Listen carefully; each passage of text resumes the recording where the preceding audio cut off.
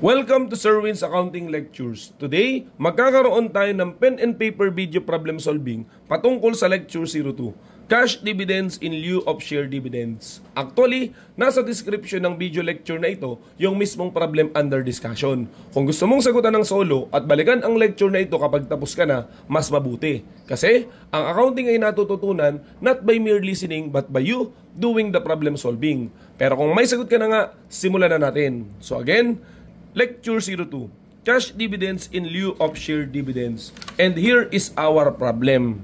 Ayan. O bago natin sagutan, liwanagin lang muna natin. Ano nga ulit ang ibig sabihin nito? Nitong cash dividends in lieu of share dividends. Sagot, ang natanggap mo ay cash dividends. Pero hindi naman talaga sana yun. But rather, sana ay share dividends. Pinaltan nga lang nila, kaya ang natanggap mo ay cash dividends. Isa pa, when the corporation declares dividends, all of its outstanding shareholders will receive that dividend. So halimbawa, ang dineclare nila ay share dividends. So lahat kayo makakatanggap sana ng share dividends. Nga lamang may mga pagkakataon kulang. Ikaw, tinamaan ka, hindi ka nakatanggap ng share dividends. Pinaltan yung sayo kasi nga kulang na. Therefore, ang naibigay sa iyo ay cash dividends. So, ang punto natin, whenever there is a cash dividends received in lieu of share dividends, hindi naman lahat cash ang natanggap ng lahat ng shareholder. But rather, karamihan pa nga ang natanggap ay share. Yung piling ilan lang na hindi na napagkasya or hindi na nakatanggap ng share dividend, ang napalitan at ang natanggap na nga ay cash. Now, paano gawin kung sakaling ganong klaseng dividends ang iyong natanggap? Magsagot na tayo. Basahin muna natin yung problem. A shareholder owns 10,000 shares costing 1,100,000. Subsequently, the shareholders receive 150,000 cash in lieu of 1,000 share dividends declared as 10% share dividends. This is the requirement. Journal entries for cash received in lieu of that share dividends. Okay? So basically, simple lang yung ating i-debit. Automatically, we are going to debit cash amounting to whatever is the amount that cash that we received. And that is 150,000. Okay?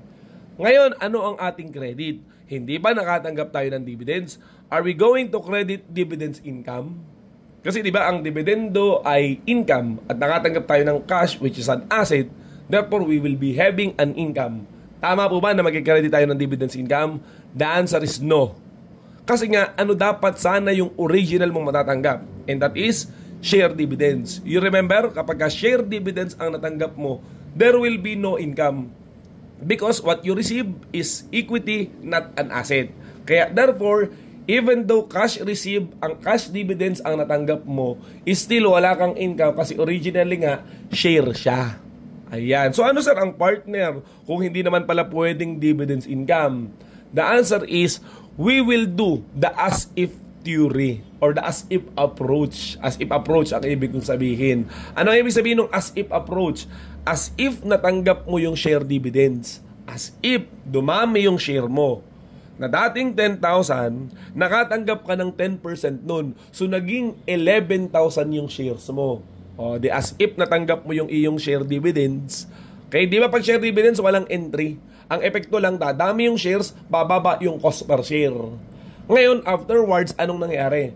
Matapos mong matanggap yung share dividends as if ibinenta mo siya, kaya therefore, nagkaroon ka ng cash.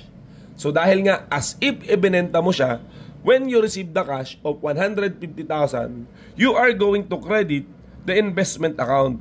So, you credit investment in equity securities.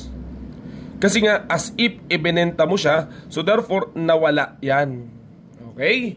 Now, for how much? Magkano yung nawala sa yung investment? O, balikan natin.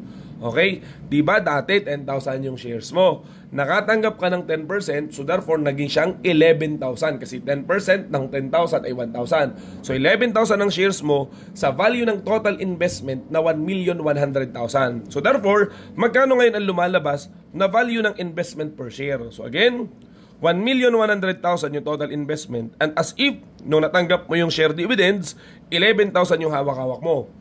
So ang value ng bawat isang share is 100 pesos. At pagkatapos anong nangyari? As if yung natanggap mo na 1,000 shares ay binenta mo at ang puhunan mo ay 100 pesos. That's why that 100 cost of investment will be multiplied by the shares that supposedly be received. Therefore, the amount to be credited to investment in equity securities is 100,000. Okay? Isulat ulit natin dito yung solution. Okay? So that would be 1,000 yung iyong natanggap sana divided by yung sanang total number of shares multiply by 1,100,000.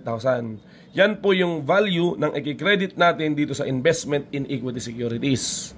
Ngayon, tapos na ba? The answer is no. Kasi hindi naman balance yung entry mo. There will be a corresponding credit again. So, gain on investment. Ayan. Okay? Magkano? Eh di syempre, yung difference na lang ng dalawa. So, 150,000 yung cash received minus 100,000. Okay? Even though alam natin ang sagot, atin na paling ipakita sa calculator. So, we will get 50,000 as your gain because of receiving cash dividends kapalit ng share dividends kasi nga as if ibinenta mo sila, and whenever we recognize an asset such as investment, gain or loss may arise. I believe yun na po yung ating problem. Sasagutan na yung simpleng tanong, isang journal entry lang yung kailangan. So sana may natutunan ka at yun lamang at maraming salamat.